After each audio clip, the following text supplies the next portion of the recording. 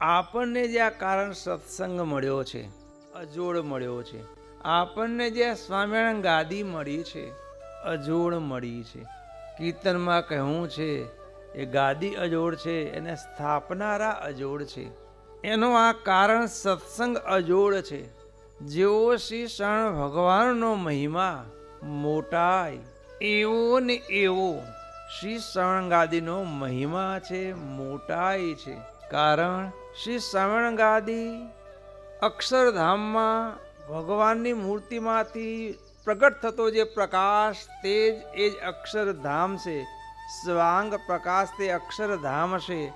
તેમાં વસે છે કૃપા નિધાન. આજે તો શ્રીજી પ્રગટ ભગવાન સ્વામિનારાયણ ભગવાનની કિશોર મૂર્તિ દિવ્ય મૂર્તિમાંથી જે તેજ પ્રગટ થાય છે એ તેજ એ જ અક્ષરધામ છે.